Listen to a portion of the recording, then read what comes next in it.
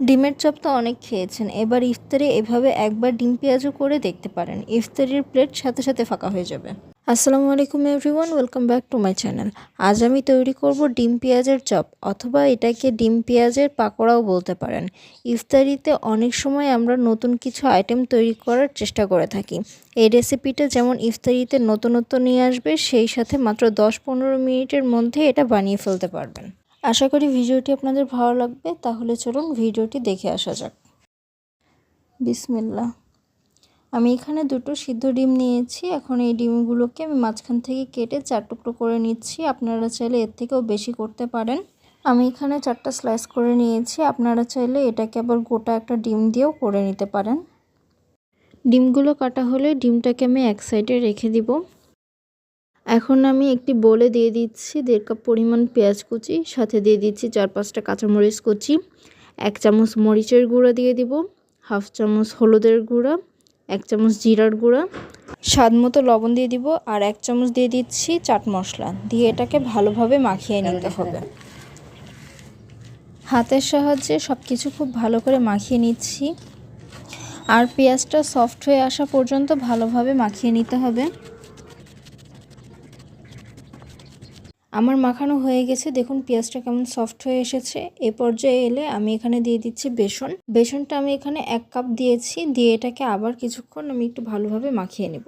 বাসায় যদি বেসন না থাকে তাহলে সেক্ষেত্রে চাইলে আপনারা এখানে চালের গুঁড়াও ব্যবহার করতে পারেন, অথবা চালের গুঁড়া 1/2 কাপ আর বেসন 1/2 কাপ দিয়েও মাখিয়ে নিতে পারেন।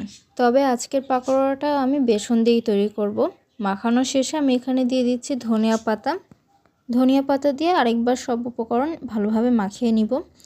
আপনারা জানেন ধনিয়া পাতা দিলে খাবারের স্বাদটা বেড়ে দ্বিগুণ হয়ে যায়, তাই চাইলে ধনিয়া পাতাটা আপনারা দিতেই পারেন। আর যদি বাসায় না থাকে তাহলে সেক্ষেত্রে স্কিপ করতে পারেন। এবার এখান থেকে একটু মিশ্রণ নিয়ে হাতের সাহায্যে চেপে চেপে একটু ফ্ল্যাট করে নিচ্ছি। এবার আগের থেকে কেটে রাখা ডিমের একটা স্লাইস এর মাঝখানে দিয়ে এর চারপাশ উঠিয়ে ডিমটাকে ঢেকে দিব।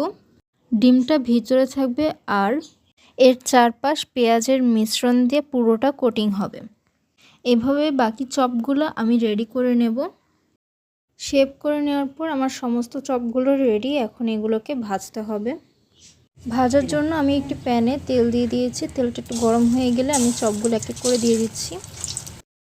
চপগুলোর এক পাশ হয়ে গেলে অপর পাশ আমি ভালো করে ভেজে নেব। এই জন্য আমি একটি কাঁটা চামচ নিয়েছি, এতে খুব সহজে এগুলো ভেজে নেওয়া যাবে। 10 থেকে 15 মিনিট ভালো করে ভেজে নেওয়ার পর দেখুন একটা সুন্দর ব্রাউন কালার চলে এসেছে।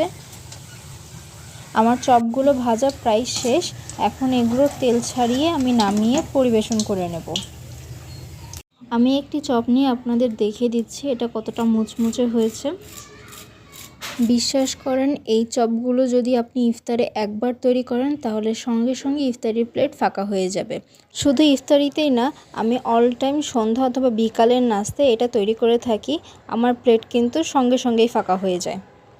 ইফতারিতে ঝটপট নতুনত্ব কিছু আনতে চাইলে এর বিকল্প আর কিছু হতেই পারে না। আশা করি ভিডিওটি আপনাদের ভালো লেগেছে। ভিডিওটি ভালো লাগলে অবশ্যই ভিডিওতে একটি লাইক করে দিবেন, কমেন্ট করে জানাবেন কেমন লাগলো। আর যারা আমার পেজটা ইউটিউব থেকে দেখছেন তারা অবশ্যই পেজটা সাবস্ক্রাইব করে দিবেন, আর যারা ফেসবুক থেকে দেখছেন তারা অবশ্যই পেজটা ফলো করে দিবেন। আজ এই পর্যন্ত। রমজানের অনেক অনেক শুভেচ্ছা রইল সবাইকে। ভালো থাকবেন, সুস্থ থাকবেন। আল্লাহ হাফেজ।